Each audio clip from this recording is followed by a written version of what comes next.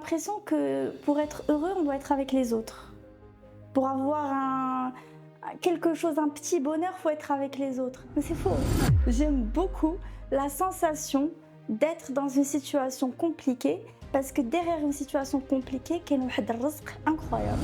Oh là là, j'en ai marre, je suis fatiguée, elle est tout le temps fatiguée, elle est tout le temps pas bien, etc. etc. Ça pour moi, c'est الواحد ما كيحمدش الله. Parce que en fait, ce que tu choisis de ne pas changer est un choix que tu fais. Donc quand j'ai fait tout Toubkal, il y avait des moments où je pleurais, j'étais tétanisée. Et c'était pas à 5h de l'après-midi, c'était à 2h du matin, 2-3h du matin. Bon, tu te réveilles très tôt, tu dors pas, tu dors dans des dortoirs, donc les gens qui chez l'auto, qui retrouvent, donc le sommeil c'est pas du tout, c'est pas là-bas où est-ce que tu dois le prendre. La personne aujourd'hui, Zineb, n'est pas du tout la même qu'il y a quelques années. J'avais cet objectif sportif, mais j'avais toujours peur de imagine il y a شي حاجة. Imagine, ouais, mais c'est de l'imagination. Pour moi, un homme qui est dans son énergie va comprendre que la femme doit être aussi dans son énergie. La vulnérabilité ou la fragilité que l'humain a, c'est la plus belle chose du monde. C'est le plus beau cadeau que tu peux donner à quelqu'un. On est des humains, on n'est pas des robots. Les robots n'ont pas de sentiments. Nous, on a des sentiments. Il ne faut pas cacher, il faut juste doser, entre guillemets, ce qu'on appelle être mature. Quand quelqu'un est mature, il sait doser ses sentiments, il sait doser sa vulnérabilité. Il sait à qui la donner, à qui ne pas la donner, quand la donner, où la donner. Quand tu te lances dans les réseaux, tu as peur. Tu as peur du regard des autres, tu as peur de ce que vont dire les autres, tu as peur de comment tu parles, tu as peur de plein de trucs. Donc tu te dis, on bête, qu'est-ce qui va se passer? Gay. Bonjour à vous, je vais découvrir un nouvel épisode du podcast Blamasque. Ce podcast est sponsorisé par l'application Qais wa Leila qui soutient Blamasque. On la remercie. Grâce à Qais wa Leila, nous pouvons continuer ce podcast. Nous avons remarqué que vous êtes nombreux à regarder nos podcasts, mais malheureusement, vous n'êtes pas nombreux à nous soutenir simplement en vous abonnant. Merci et bienvenue à notre nouvelle invitée. C'est une jeune fille qui s'appelle Zineb. Zineb, marhaba bik ma'ana pour le podcast Blamasque. Aujourd'hui, un nouveau sujet, un nouveau podcast, c'est la peur. Zineb, je t'invite déjà à te présenter dans un premier temps. Qui est Zineb?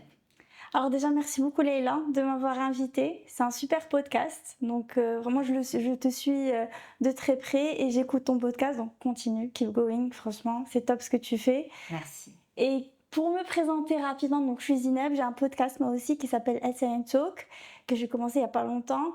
Et je suis, du coup j'ai 28 ans, j'habite en France, j'habite pas au Maroc, j'ai fait des études un peu comme tout le monde. Et après j'ai travaillé du coup en France à Paris et je me suis lancé plusieurs challenges pour un petit peu affronter ma peur parce que j'ai peur de beaucoup de choses. Et du coup je suis venue parler de ça tout simplement par expérience. Super, tu as peur. Et donc, comment tu as pu partir en France toute seule, toi qui as peur, déjà? Ah mais c'est une longue histoire, mais de base, je pense que toutes les personnes qui partent à l'étranger à un moment donné, ils ont peur. Surtout que... Mais peur de quoi? Il y a plusieurs sujets. Il y a peur de la solitude, peur de l'inconnu. Avant de parler de la solitude, peur de l'inconnu, peur de mal faire. Alors, c'est quoi la peur de l'inconnu? Au Maroc, on a enfin personnellement, moi comment j'ai été éduquée en mode les parents, les frères et sœurs, etc. etc. كلشي كيحدي الاخر, etc. Donc en soi, je n'ai jamais été forcément تحدي وكحمي بجوج. Mais c'est positif en soi parce qu'on Bien était sûr. très famille. Les Marocains sont des personnes qui sont très très famille. Donc le fait d'aller à l'étranger, vivre toute seule, ça peut être par exemple déclarer ses impôts toute seule, faire les courses toute seule, etc. Au début, ça peut être un petit peu compliqué. C'est pas insurmontable, c'est compliqué.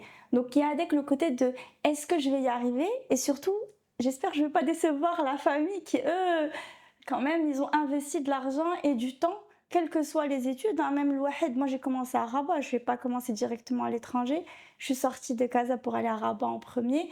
Et déjà ça, c'était une première petite peur de me dire, je suis seule, je dois gérer ma situation seule. Et le plus tu grandis, le moins tu as envie d'avoir des personnes qui te suivent. Tu as plus envie d'être seule et de faire les choses tout seul finalement. Complètement. Donc voilà, ça c'était ma première peur. Mais ça n'a pas duré longtemps, ça a duré je pense 1 ou 2 mois. Et après, du coup, je me suis lancée dans l'aventure de l'étranger, entre guillemets. Donc j'ai commencé à partir, enfin voilà, j'ai postulé comme tout le monde hein, à l'étranger.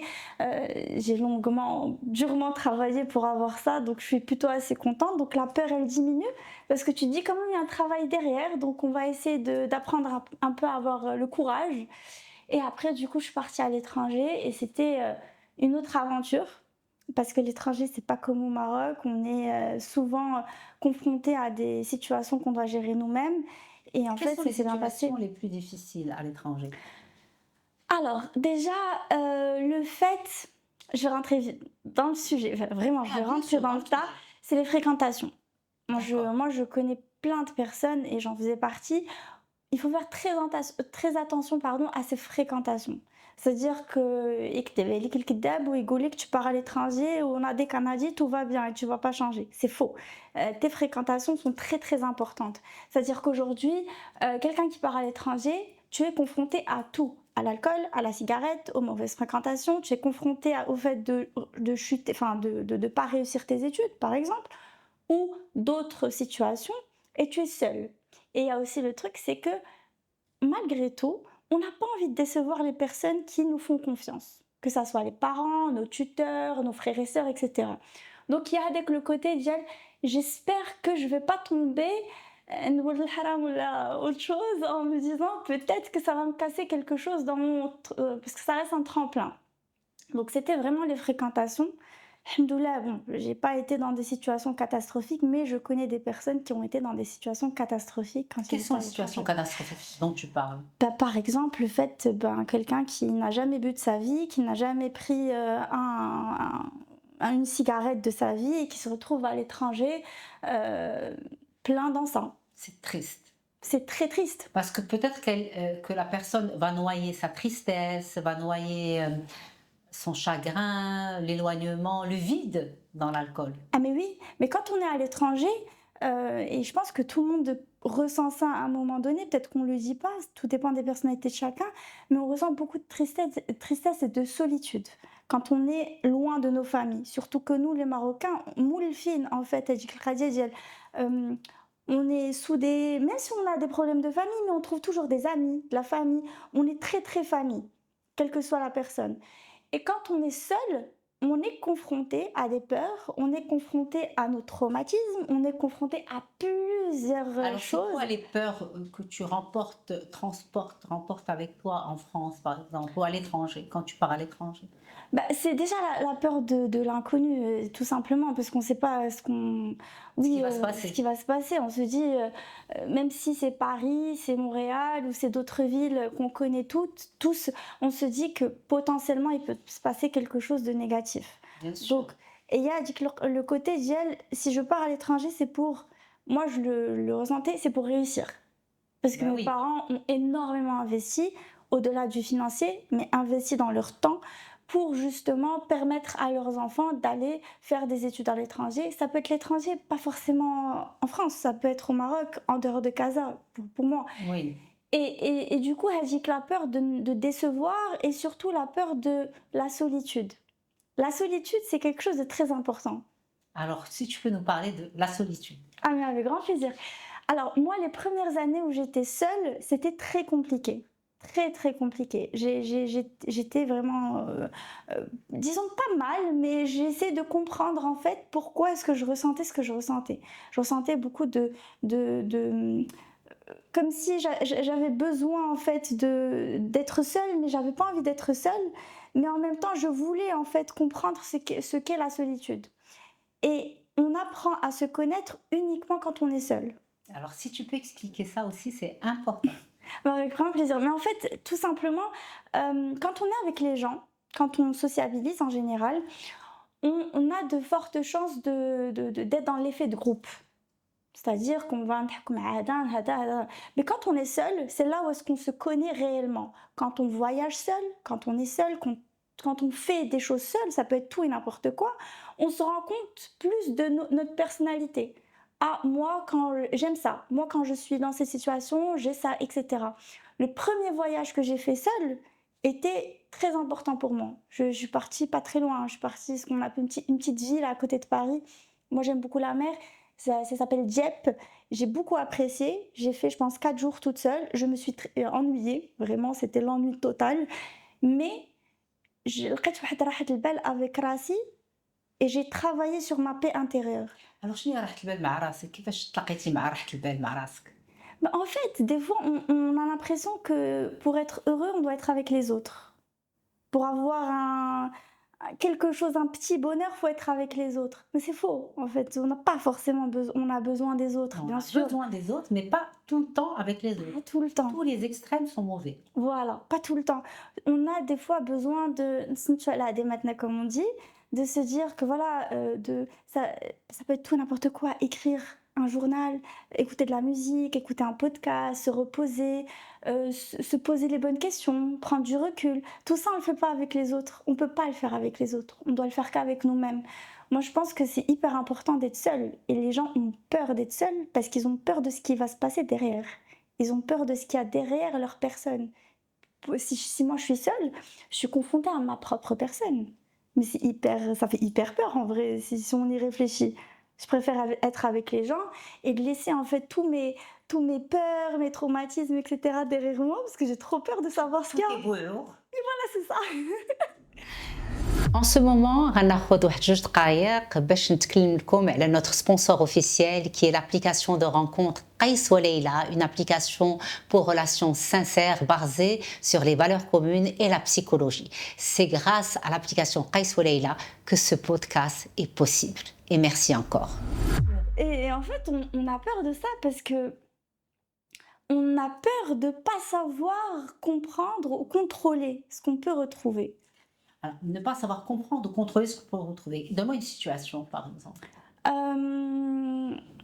Je suis en train de réfléchir à une bonne situation. Parce que les gens comprennent toujours mieux avec des situations. Oui, non, totalement, totalement. Je donne un exemple.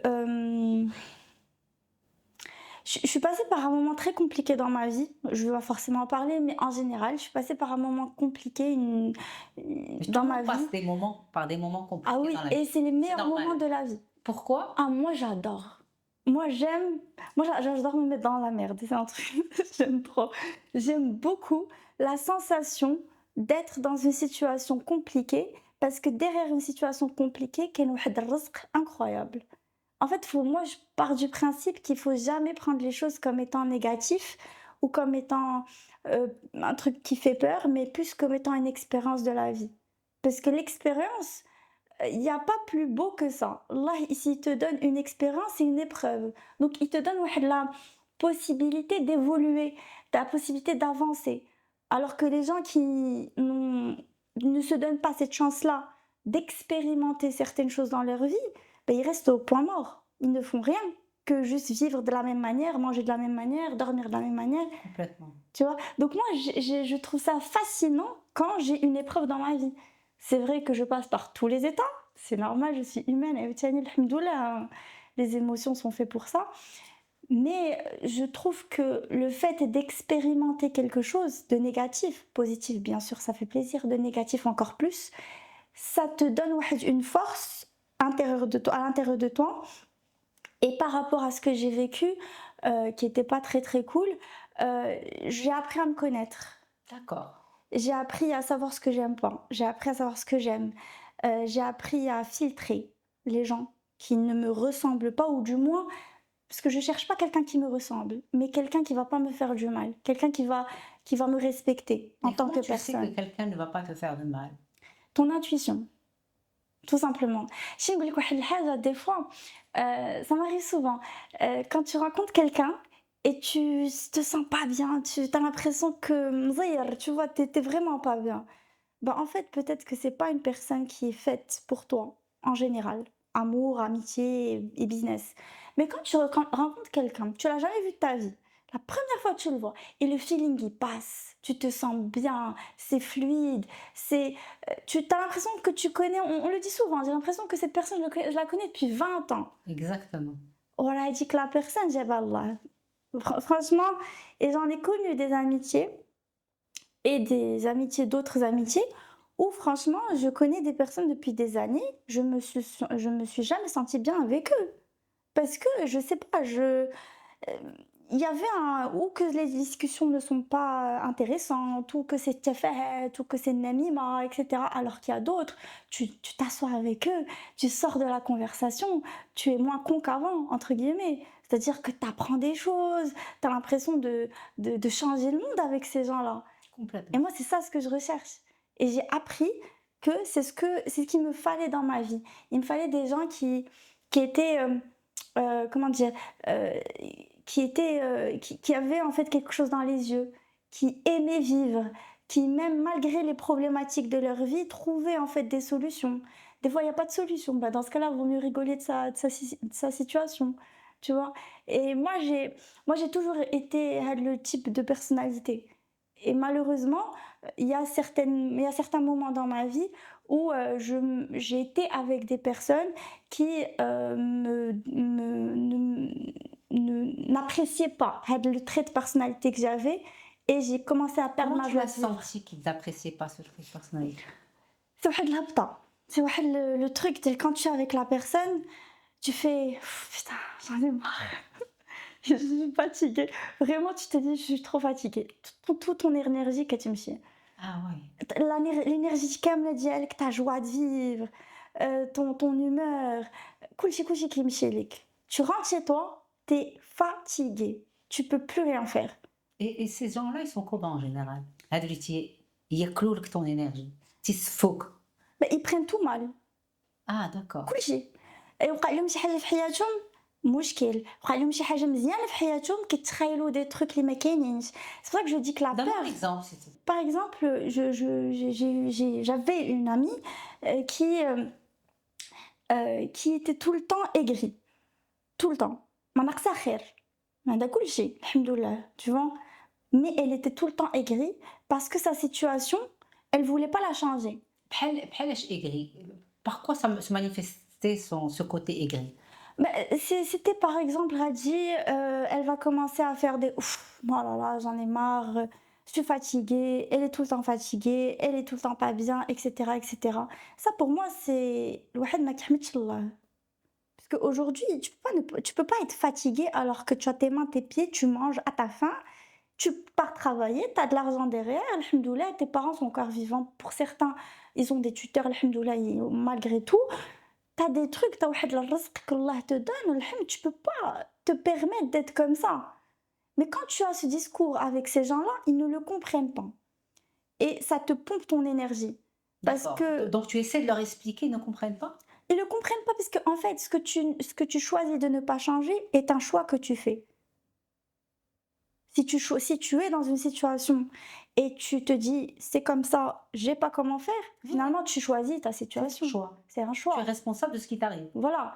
Donc la responsabilité, c'est dialha, dialou, pas diali. Dans ce cas-là, vaut mieux éviter ces personnes-là, le temps qu'ils fassent leurs expériences, le temps qu'ils comprennent, etc. Parce que l'agite où j'essaie de faire comprendre à ces personnes-là ce qu'il faut faire, de un, je ne suis personne, et de deux, je leur vole leur expérience.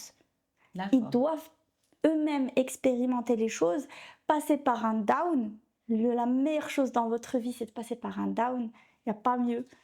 Ça peut être n'importe quelle mauvaise expérience, mais quand vous êtes au bas du bas du Je bas, vois le bas, le bas, du bas, du bas. quand tu n'arrives plus à manger, quand tu n'arrives plus à te doucher, quand tu n'arrives plus à...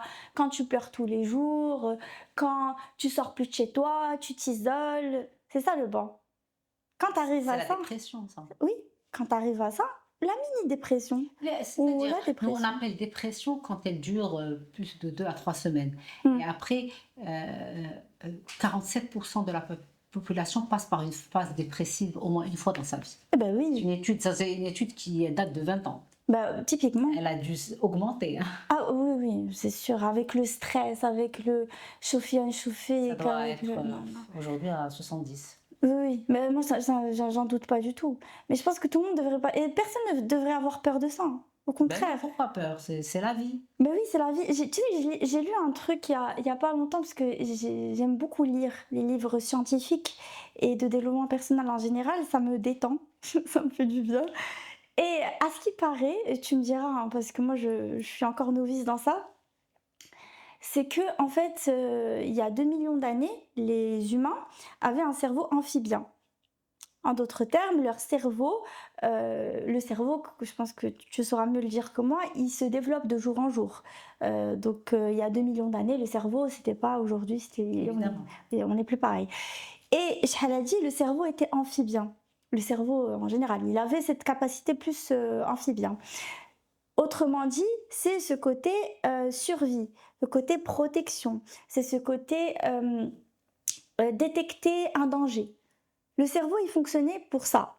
Donc vraiment, les gens, ils avaient uniquement cette pensée-là.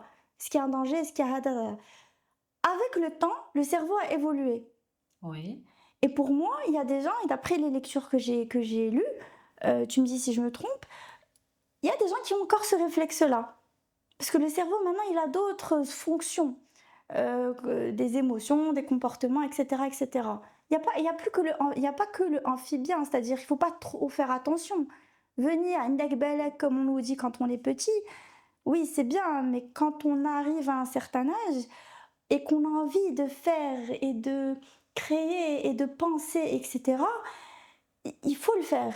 Tant que le risque est minime, الواحد ما خصوش يمشي يتلاح ولكن si le risque est minime, même s'il y a un petit risque, mais si le risque est minime, va le faire parce que tu vas regretter. Quand tu auras 60, 70 ans, tu vas regretter. Et tu vas te dire, كون عرفت راسي بأن il n'y avait pas de risque, كون درتها.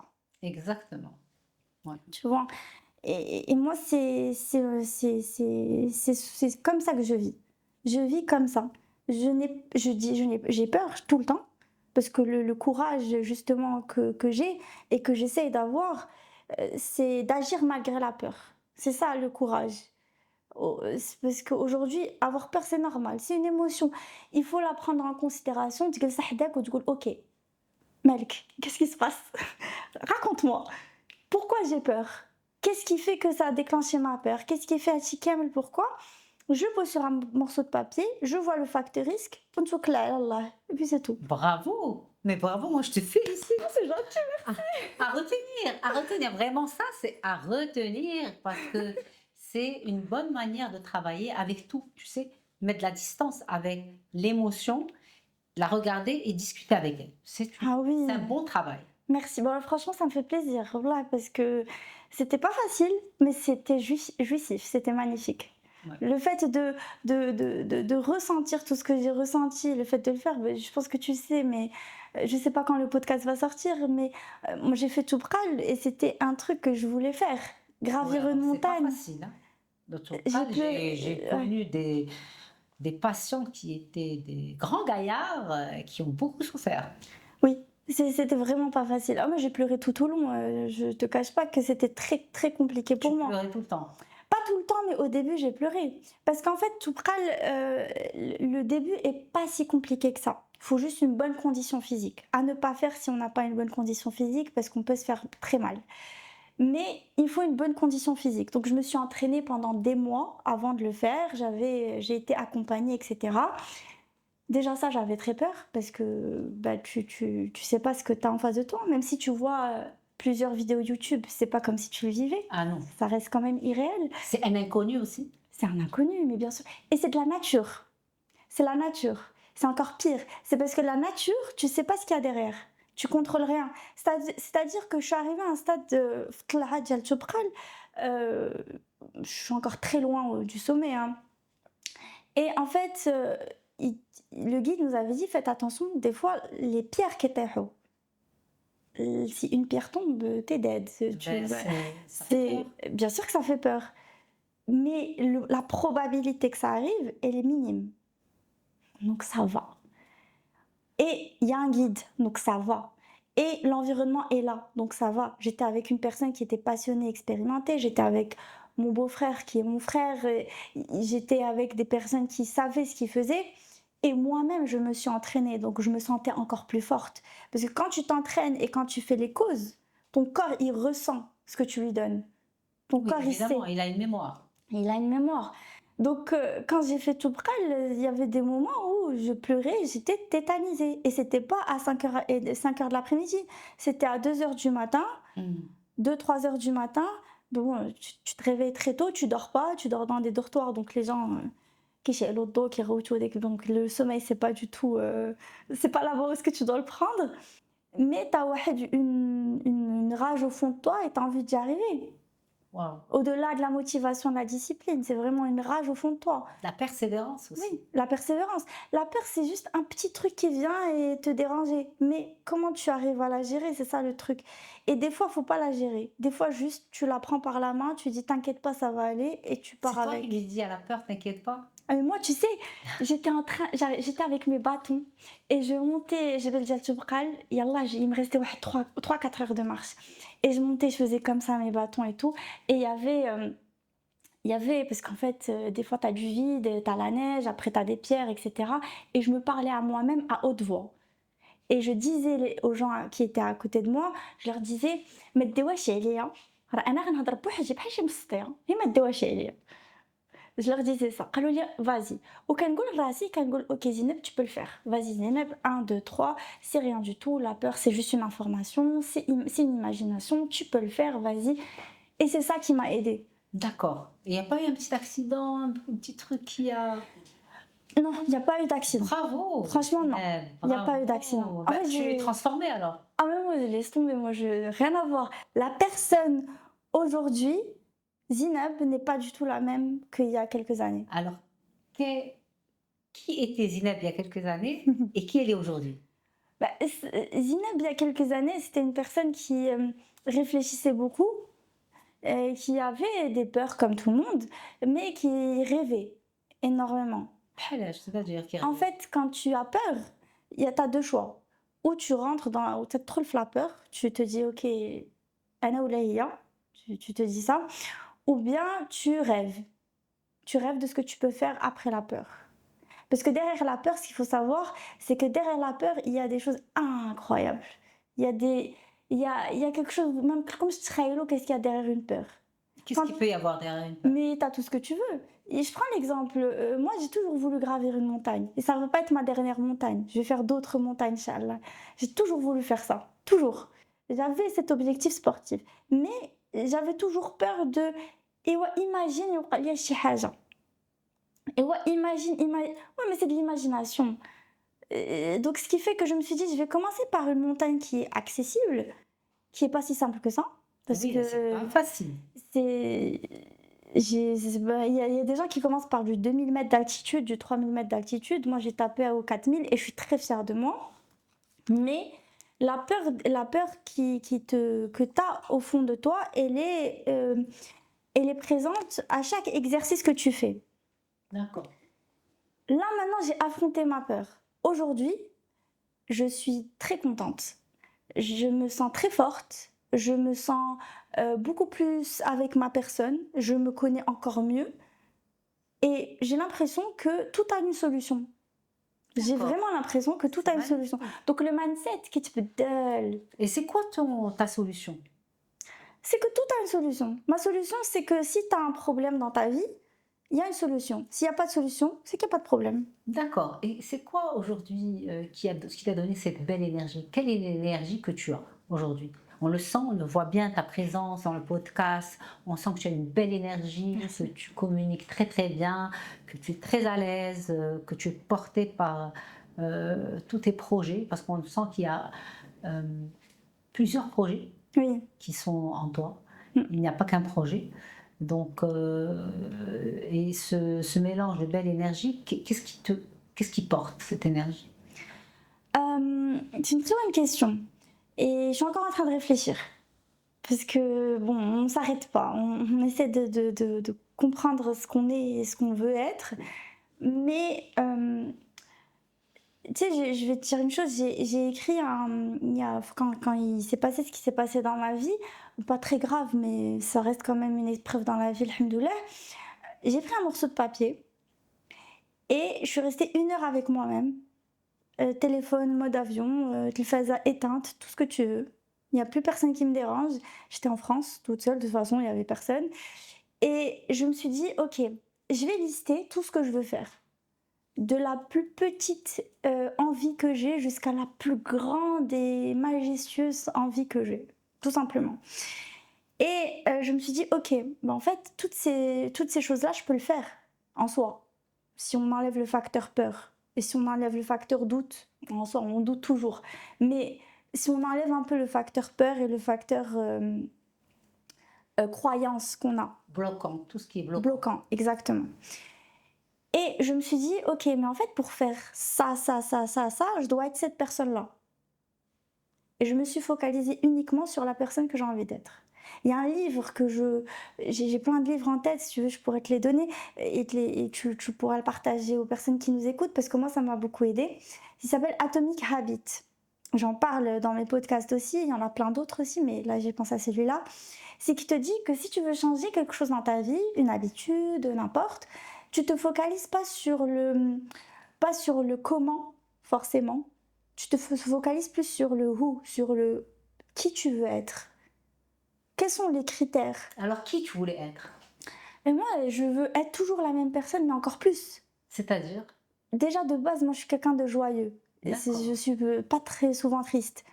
Quand je suis triste pendant une certaine période, après, j'ai la joie qui refait apparition. J'aime beaucoup rigoler. C'est des choses qui sont très importantes pour moi. Et je commence à être une personne qui a beaucoup plus confiance en elle, qui arrive justement à comprendre. Tu as envie d'être cette femme toujours joyeuse. Est-ce qu'une femme joyeuse attire ou fait peur à un homme? En vrai, ça... c'est une bonne question. Oui, je sais que c'est une bonne question parce que j'ai bien expérimenté avec des patients et j'ai vu qu'il peut y avoir... Oui, c'est vrai. En fait, c'est de base, je pense que avant de penser à l'homme, moi j'aime bien dire une phrase, oser déplaire. Oser déplaire, ben oui, on ne peut pas plaire à tout le monde. Il ne faut surtout pas plaire à tout le monde. Surtout pas. Sinon, tu serais inodore et incolore. Exactement. Le fait d'oser déplaire, on ne se pose même plus cette question. Parce qu'en soi, genre, comment dire, pour moi, un homme qui est dans son énergie va comprendre que la femme doit être aussi dans son énergie. On parle beaucoup d'énergie, mais c'est la vérité. C'est une chose qui est réelle. C'est-à-dire que moi, si je suis en face d'un homme et je suis joyeuse et j'ai de l'enthousiasme, etc., au barisketni, entre guillemets, ben, finalement, je ne suis pas faite pour lui. Et il n'est pas fait pour moi. Et on s'arrête là, tu vois. Ouais, il brisque, par exemple. Un homme, il va vouloir faire taire cette énergie. Mais il y a plusieurs raisons. Tu sais, on traîne tous des traumatismes, on traîne tous quelque chose qu'on a depuis qu'on est toute petite. Peut-être que lui, il voit ça comme étant une menace. Peut-être que, tu sais, des fois, tu te rends compte que avec de la maturité, bien sûr, je ne suis pas encore très mature en général, mais j'apprends, c'est que des fois, dans les relations amoureuses, le problème, c'est souvent pas l'autre, c'est souvent soi. Alors explique-moi ça, parce qu'il y a beaucoup de gens qui n'arrivent pas à comprendre. Je donne l'exemple d'un livre que j'ai lu, de Lise Bourbon, Les 5 blessures, je ne me rappelle plus du titre, mais c'est pas important. Le plus important, c'est ce que je vais vous dire, et je vais essayer de bien le dire. En fait, toute personne a des blessures et masque ses blessures. Il y a les blessures, il y a les masques. Prenons le cas du rejet, la blessure du rejet. Le masque, ça va être quelqu'un de fuyant, c'est quelqu'un qui va te fuir. Souvent, quelqu'un de fuyant a des problématiques avec son père, sa mère, etc. C'est souvent le sexe opposé.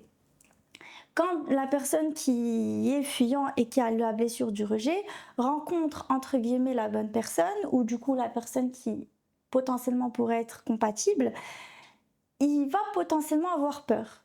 Parce qu'il va se dire, moi je mérite pas ça. Moi, mon père, ma mère m'ont toujours dit telle chose, etc., etc. Il va faire de l'auto-sabotage. Oui. Ça, c'est un exemple parmi tant d'autres.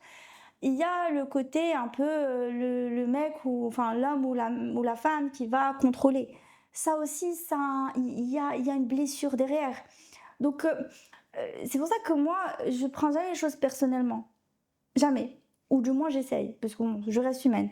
Mais j'essaye de prendre les choses avec beaucoup plus de recul et en me disant de toute manière, la conflit, ouais, la personne, en général, elle a vécu des choses. Peut-être que je suis en train de refléter, c'est un miroir de de sa plus grande peur en fait, de son plus gros traumatisme. Oui. Elle n'a pas encore guéri dans ça. Donc ça sert à rien d'aller chercher et dire et envoyer des longs textes, je sais pas quoi. Non, laisse la personne vivre son expérience. ولا مكتبه راه مكتبه de toute façon الرزق ديالك ما غاديش يمشي من يديك Exactement. كاين الله راه يطامي الرزق ديالك quoi que tu fasses quoi que tu dises راه غيجي لك. Après bien sûr faut faire les causes, faut pas rester chez soi chez lui-même, mais Il faut faire en sorte que, il faut activer les choses, C'est il faut ça. mettre en place des petites pierres, c'est ça, les construire qui vont t'emmener dans son chemin, ce projet de vie.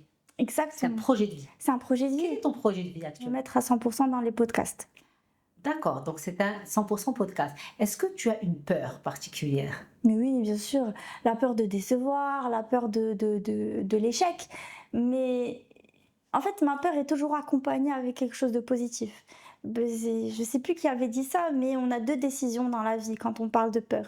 On a ou la peur te contrôle, tout simplement. Tu laisses la peur te contrôler, tu arrives à 70-80 ans et à la fin tu dis j'ai raté ma vie, merde. Et du coup, il n'y a plus de marche Tu as arrière. 70-80 ans. Et il y a des gens qui restent jusqu'à cet âge-là. Ah, tu dis, j'ai raté ma vie. Ben, il y a des gens qui restent jusqu'à cet âge-là, ou 50 ans, ou autre, mais il y a des gens qui restent au moment où la santé Les lâche. les lâche. Parce que ما كتعرفش القيمة ديال الحاجة اللي كيعطي لك ربي حتى تتمشي لك. Exact.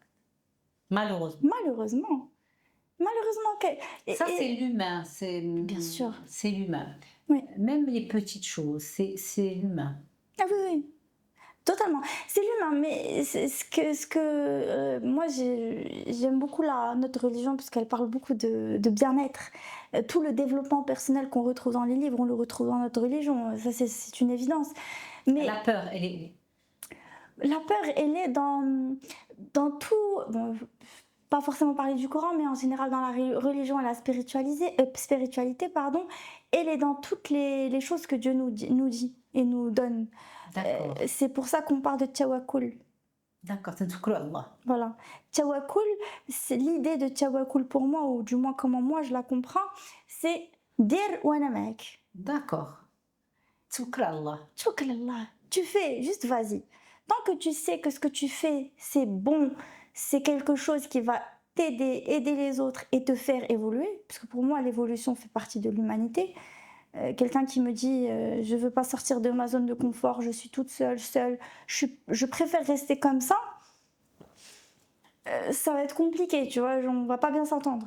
Est-ce que tu penses que nos peurs peuvent saboter nos relations? Bien sûr. Les relations amoureuses ou les relations en général? Les relations amoureuses, les relations sociales. Ah oui, les peurs, c'est quelque chose qui va tout te saboter. La seule différence pour que la peur te sabote pas, c'est de la comprendre. Si tu viens, qu'est-ce qui va pas? Raconte-moi. Tu l'as fait parler. Tu l'as fait parler. Voilà, tu l'as fait parler et tu le dis. Tu le dis à la personne en face de toi. On peut avoir peur de quoi dans une relation amoureuse?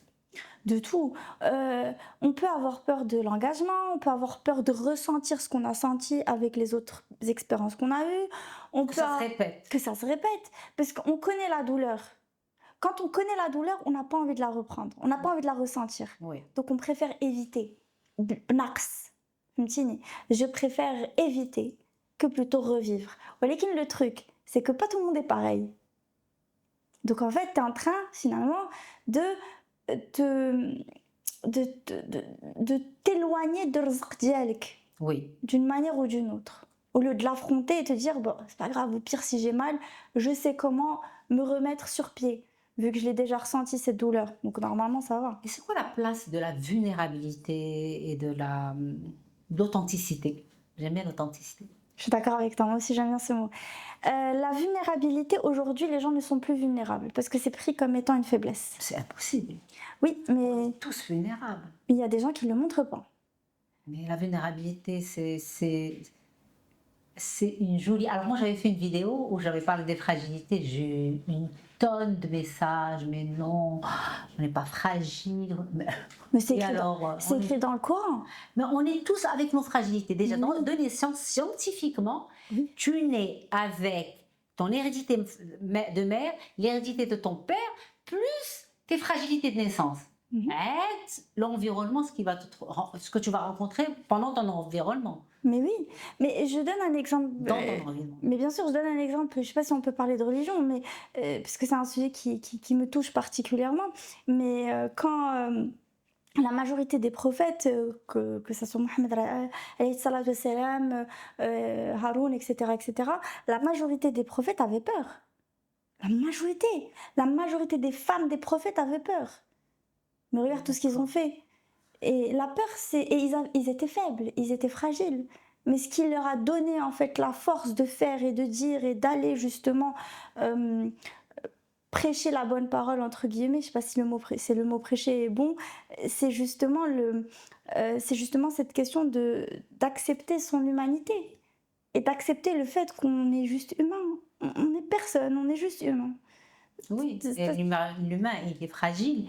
Il a ses fragilités, il a ses vulnérabilités, d'abord vulnérabilité, fragilité ou vulnérabilité, et c'est ça l'authenticité. Ah oui, totalement, je suis d'accord. Parce que quand tu es vulnérable et que tu partages tes vulnérabilités, eh ben, tu es authentique. Ça fait partie de l'authenticité. C'est ça. Et les gens reviendront vers toi. Ils vont pas te comprendre au début, hein, soyez sûr de ça. Alors, explique-moi pourquoi les gens ne vont pas te comprendre au début. Et parle-moi d'une situation, s'il te plaît. Ok. Moi, comme je t'ai dit, j'ai toujours été joyeuse. Même dans mes relations amoureuses ou je sais pas, j'ai toujours été joyeuse. Toujours. Joyeuse, empathique, etc. Je dis ce que j'ai dans mon cœur et je m'en fous. D'accord, tu partages. Je partage.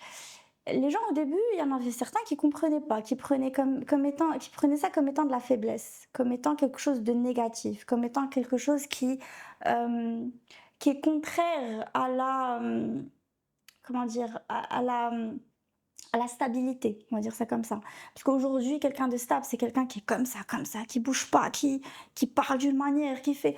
Non, pas forcément. Moi, j'ai peur de ces gens-là. Moi, j'aime les gens qui sont lumineux, qui sont joyeux, qui te disent... Tu vois, entre guillemets. Et au fur et à mesure des... Oui, d'accord. Ah, je peux pas. Quelqu'un qui te dit pas ce qu'il pense, et quelqu'un qui d'une manière ou d'une autre, qui te montre pas sa vulnérabilité, je parle pas des personnes que tu ne connais pas. Je parle des personnes les ashertihum. Et à un moment de film au bout de quelques mois, quelques années, ils sont encore dans ce côté un peu je prends mes distances. C'est une personne qui ne veut pas que tu sais pas qui tu as en face de toi. Ah ben oui, parce que Voilà. elle partage pas qui elle est, elle partage pas ses vulnérabilités, elle partage rien puisqu'elle ne parle pas, elle ne s'exprime pas. C'est ça. La vulnérabilité ou la fragilité que l'humain a, c'est la plus belle chose du monde.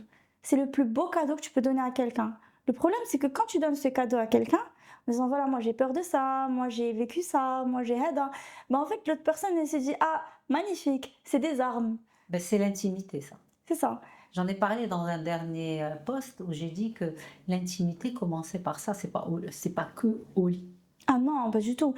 L'intimité commence par la communication, par les discussions profondes. Ben, les partages des vulnérabilités. C'est ça, c'est ça.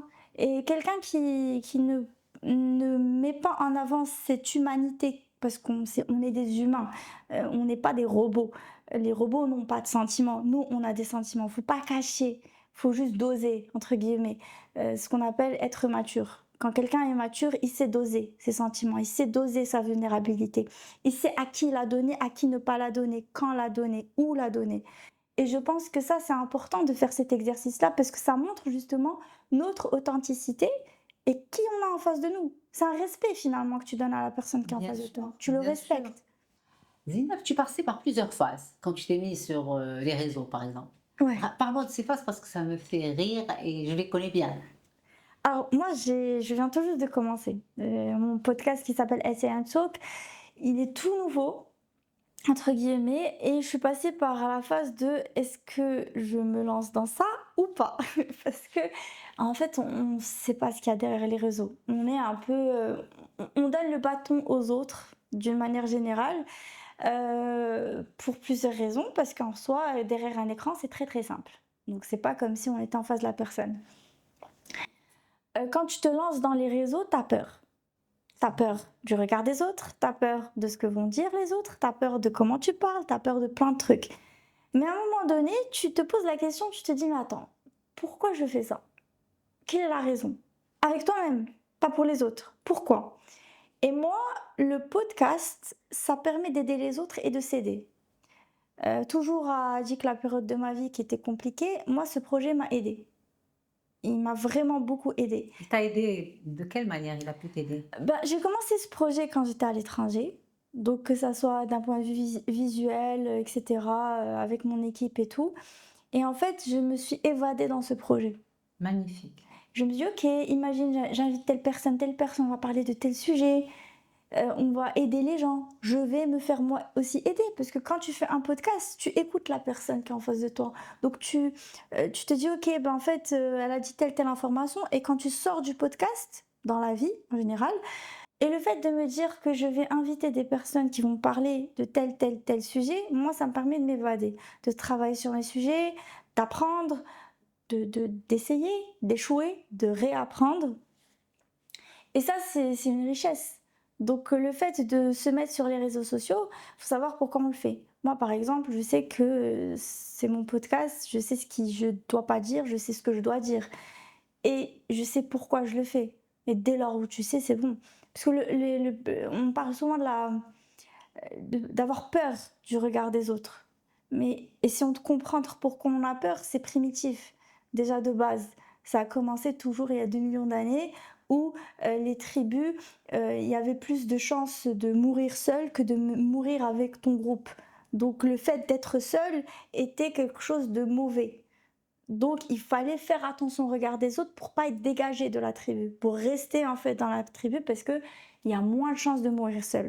Donc ça a commencé pour moi par là, d'après ce que j'ai pu lire. Et ce qu'ils ont mis en avant, entre guillemets, ces gens qui ont écrit ces livres-là et ces études-là, c'est que en fait, c'est normal d'avoir peur du regard des autres, c'est tout à fait normal, parce que la critique, c'est douloureux. Quand quelqu'un te critique, en fait, tu sens au fond de toi la douleur. Elle n'est pas physique en soi, la douleur. Il n'y a personne qui est venu qui t'a donné une gifle, mais tu la ressens physiquement. Donc la preuve que le regard des autres est important. Mais aujourd'hui, avec le cerveau qui a évolué, qui est plus le cerveau, je ne sais plus comment je l'ai appelé, amphilique, c'est ça? Non, je ne sais plus comment je l'ai appelé. C'est pas important. Mais en tout cas, ce qu'on avait dit au début, le cerveau il a évolué, donc forcément la perception de la peur du regard des autres a évolué aussi. Donc tu te dis, on bête, qu'est-ce qui va se passer? Gal, on bête. Très bien. Et après? Oui. Et alors? Et alors, Où est le problème? si tu me payes pas le loyer, tu me fais pas à manger, t'es ni mon père, ni ma mère, ni mes sœurs, ni la personne entre guillemets que j'admire et que j'apprécie, qui tu es pour moi? Rien. Si tu n'aimes pas un contenu, l'un n'empêche pas l'autre. Tu te désabonnes, tu bloques la personne à la rigueur. Bloquer, c'est agressif. Parce qu'il y a des gens qui vraiment, ils ont ce besoin de dire les choses derrière un écran. Tu sais, on a tous des traumatismes. On a tous une envie de faire dégager ce qu'on a au fond de nous de certains moyens. Mais il faut jamais faire attention. Tant que les choses t'animent, tant que ce que tu fais, ça te permet d'être la meilleure version de toi-même, ou du moins une version... tu rentres chez toi, tu te sens à l'aise, tu te sens bien, souriante et tout. Mais show must go on, fais-le. Tant que tu sais que c'est bien, tu fais de mal à personne. C'est plus important. Exactement, c'est important. Alors, aimer, ce n'est plus avoir peur aussi. Aimer, ce n'est plus avoir peur. Ouais, c'est vrai. Ben oui. En fait, oui et non. C'est-à-dire que, en fait, pour C'est moi... aimer avec ses peurs. Exactement. C'est exactement ça, c'est ce que j'allais dire. C'est aimer avec ses peurs. Quand tu aimes une personne, quelle que soit la personne, d'un point de vue amoureux, d'un point de vue parental, fraternel, etc., euh, la personne que tu vas aimer, tu as toujours peur. Parce que quand tu aimes une personne, finalement, tu te mets à nu, tu te donnes. C'est vrai, hein, tu penses pas. C'est pour ça qu'on me dit souvent, je lui ai donné, je l'ai aimé, je l'ai hada, et il m'a fait mal. Ça m'a vraiment blessée. On s'y attendait pas. Mais au fond, si tu as la capacité d'aimer une personne, tu auras la capacité de, euh, de te guérir si la personne t'a blessé. Ton subconscient le sait, d'ores et déjà.